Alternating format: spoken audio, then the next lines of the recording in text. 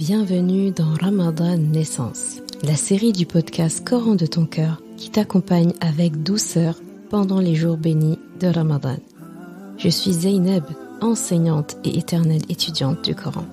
Chaque jour de ce mois béni, du lundi au vendredi, prépare-toi à voyager à travers les histoires de ton Coran, à la recherche de belles leçons de vie pour toi et tes proches.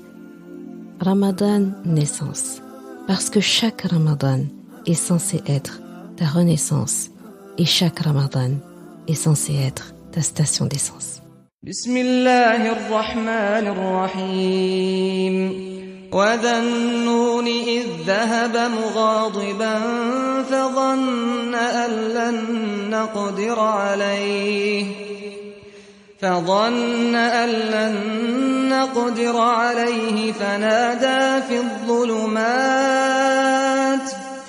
فنادى في الظلمات أن لا إله إلا أنت سبحانك إني كنت من الظالمين فاستجبنا له ونجيناه من الغم وكذلك ننجي المؤمنين. Et Dhun-Nun, Yunus, quand il partit irrité, il pensa que nous n'allions pas l'éprouver. Puis il fit dans les ténèbres l'appel que voici. Pas de divinité à part toi, pureté à toi. J'ai vraiment été du nombre des injustes. Alors nous l'exaucâmes et nous le sauvâmes de son angoisse, et c'est ainsi que nous sauvons les croyants. Surat al-Anbiya, ayah 87 et 88. L'histoire d'aujourd'hui, c'est celle de notre prophète Yunus alayhi salam, qui se retrouve dans le ventre d'une baleine, tu connais sûrement l'histoire, après avoir quitté son peuple, être parti, après avoir essayé plusieurs fois d'appeler à Allah un peuple qui refusait. Yunus alayhi salam est parti, les a laissés et a pris un bateau pour s'en aller.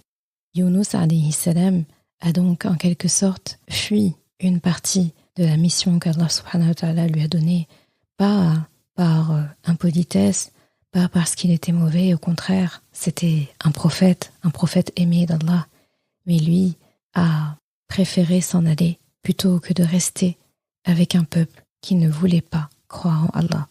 Donc il est parti avant qu'Allah ne lui donne la permission. C'est la raison pour laquelle Allah a ordonné à cette baleine de l'avaler. Yunus alayhi salam se trouve donc dans une totale obscurité, dans l'obscurité du ventre de la baleine, qui est elle-même dans l'obscurité de l'océan. Et c'est au plus bas qu'il a pu retrouver Allah subhanahu wa ta'ala. Parfois, Allah t'emmène au plus bas, comme dans les profondeurs d'un océan, pour que tu retrouves Allah subhanahu wa ta'ala dans ton cœur et pour que tu puisses aussi te retrouver toi-même de ce fait. C'est dans ces profondeurs-là que parfois tu peux faire ce travail, parce qu'au plus profond, au plus bas, comme au plus profond d'un océan, il n'y a pas de réseau, il n'y a pas d'interférence, il n'y a pas la possibilité de joindre quelqu'un, il n'y a de possibilité de ne joindre qu'Allah subhanahu wa ta'ala. Donc tu n'as d'autre choix dans ce genre de situation que de t'observer toi-même, observer ton intérieur, te sonder et sonder ton âme. Le fait que Yunus alayhi salam se retrouve au plus bas de l'obscurité nous rappelle le même calme que l'eau qui entoure un bébé qui est dans le ventre de sa mère. Comme tu sais, un enfant qui est dans le ventre de sa mère se retrouve dans plusieurs obscurités. Il y a une ayah d'ailleurs du Coran qui parle de ça, quand Allah subhanahu wa ta'ala parle de la création sur création qu'il a fait, les couches avec lesquelles il a créé l'être humain, la peau, les os, les muscles. Eh bien, il parle d'un être humain qui évolue fi dhulumatin thalath, dans 3 obscurités.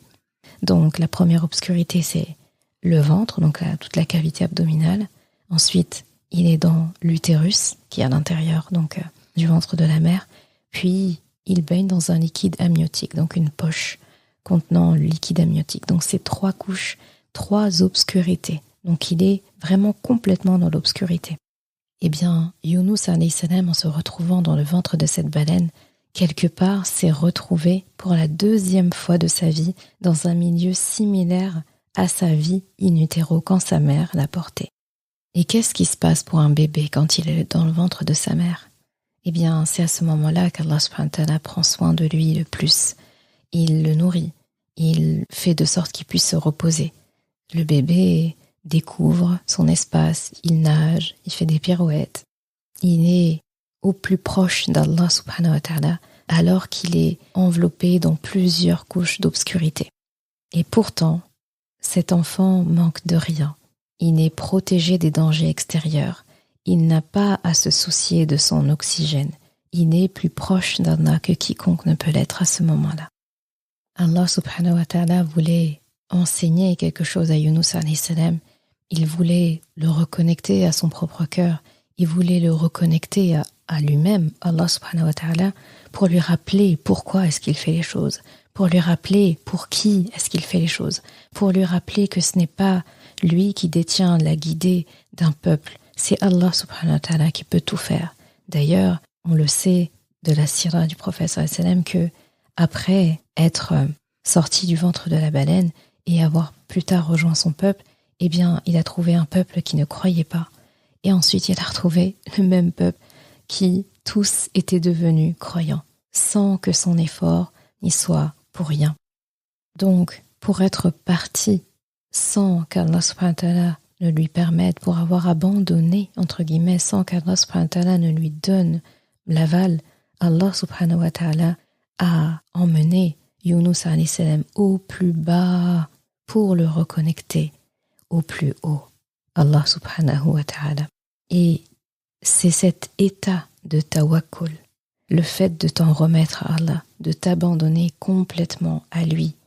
C'est ça qu'Allah subhanahu wa ta'ala veut que tu expérimentes quand tu te trouves au plus bas.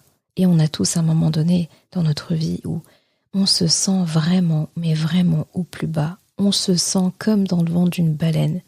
Et quand je dis au plus bas et dans le ventre d'une baleine, c'est-à-dire on n'a pas l'impression d'être juste dans une obscurité, dans des ténèbres, et il suffit de gratter un petit peu ou d'enlever cette couverture pour que ça passe.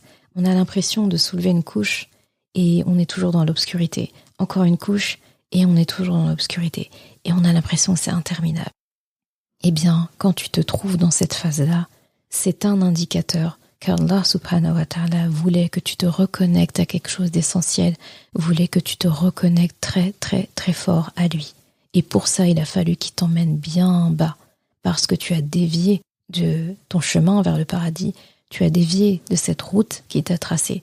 Donc pour te recadrer, pour recalibrer les choses, pour te recentrer sur ton objectif de retour vers le paradis, en adorant Allah subhanahu wa ta'ala, eh bien parfois il te fait descendre plus bas pour te redonner cette essence et te reconnecter au plus haut.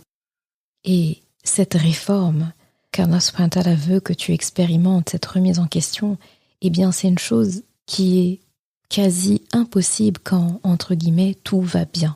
Parce que même quand tout va bien, attention, quand tout va bien, eh bien tu as quand même grandement besoin d'Allah, mais tu ne le sens pas, puisque tout va bien. Et on s'habitue au tout va bien. Et on finit par penser que c'est l'état normal des choses. On pense aussi que c'est un dû. Ou pire, on pense que c'est grâce à nous-mêmes que ça va bien. Parce qu'on s'est fatigué, on a travaillé, on a fait des efforts, on a réussi, donc c'est notre travail. Alors parfois, encore une fois, Allah te fait descendre très bas pour te faire remonter plus haut avec un regard nouveau sur ton cœur, sur toi-même, sur Allah, sur ton trajet.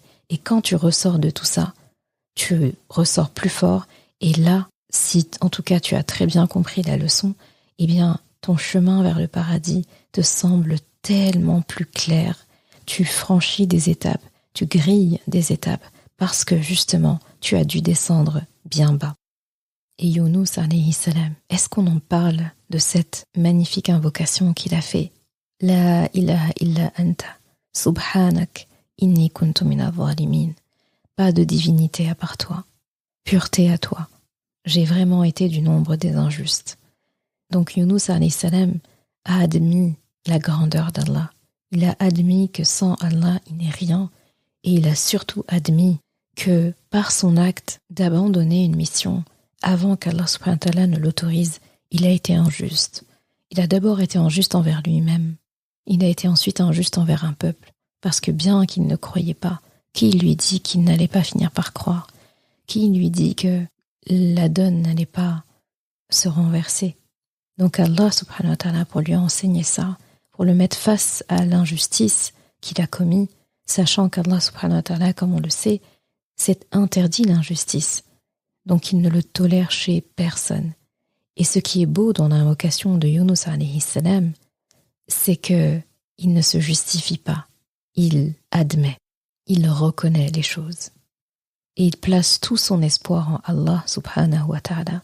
On a l'impression que c'est l'histoire de notre papa Adam alayhi salam qui se reproduit, où il se trompe et tout de suite il admet, et lui-même aussi la même chose.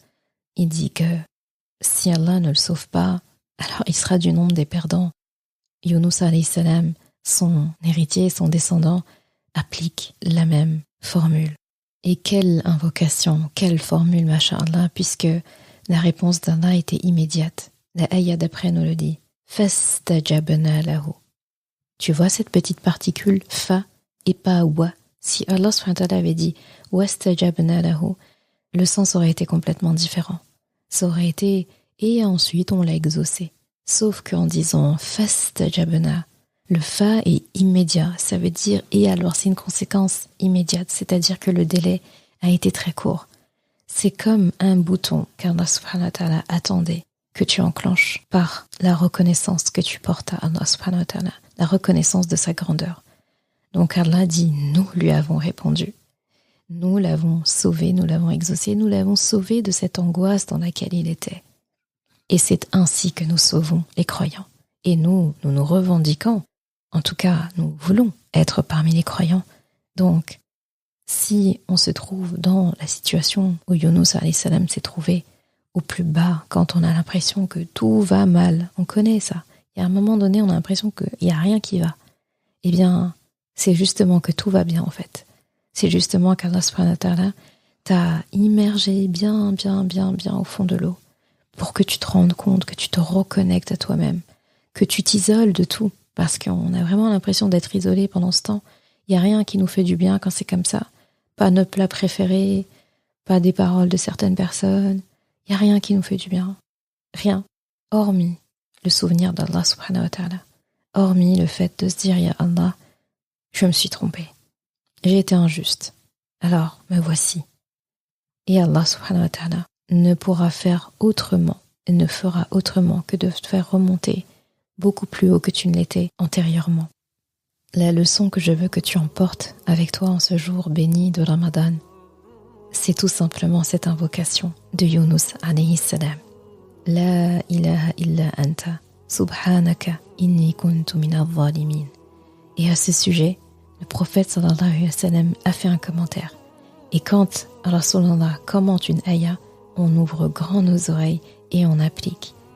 Rasulallah sallallahu alayhi wa sallam a dit, d'après Sa'd ibn Abi Waqqas radiyallahu anhu, il a dit, sallallahu alayhi wa sallam, l'invocation de Dhun-Nun, c'est-à-dire l'homme à la baleine, donc Yunus alayhi salam, quand il invoqua son Rabb depuis le ventre de la baleine, à savoir La ilaha illa anta subhanak inni kuntu minadh zalimin, il n'est pas un serviteur invoquant par cette invocation sans qu'il ne soit exaucé. Là, j'ai envie de dire, c'est à ne pas rater. Je l'ai déjà dit plusieurs fois par le passé, quand on tombe sur une invocation dans le Coran, prononcée par un prophète de surcroît, c'est une pépite, c'est une pépite, c'est une pépite. On l'a saisie, on l'a saisie, on l'a saisie. C'est-à-dire, c'est interdit, c'est un crime de passer à côté et de ne pas la noter, la mémoriser, la répéter. Il faut, c'est à mémoriser. Encore plus quand c'est une ayah, donc une invocation dans le Coran prononcée par un prophète et qu'en plus sallallahu alayhi wa sallam, Rasulullah sallallahu alayhi wa sallam nous fait un commentaire dessus en disant, donc c'est Allah qui lui a insufflé ça, il dit qu'il n'y a personne qui invoque Allah avec cette formule-là, la formule de Yunus alayhi salam, sans qu'il ne soit exaucé. Donc déjà, même s'il ne le disait pas, on devrait, en fait, il y a des warnings qui devraient s'allumer dans notre tête quand on entend une invocation dans le Coran. Et bien comme pour qu'on ne loupe pas cette occasion, Rasulullah sallallahu alayhi wa sallam insiste dessus en disant il faut invoquer parce que, et là on se trouve pendant Ramadan, le mois où Allah subhanahu wa ta'ala ne nous refuse rien. Nous sommes dans les jours de Ramadan, on est dans les 10 jours donc du milieu, on est dans le 2e tiers et ces 10 jours-là sont les jours du pardon. Les 10 premiers jours, c'était la rahma d'Allah. Les 10 jours suivants, c'est le pardon. Et les 10 derniers jours, c'est la période où les musulmans peuvent être sauvés des ténèbres de l'enfer. Et ça, c'est très important, parce qu'on parle énormément du paradis. Mais si le paradis existe, c'est parce que l'enfer existe. Parce que si ce n'est pas au paradis que ça se passe, il n'y a pas d'entre-deux. C'est forcément en enfer.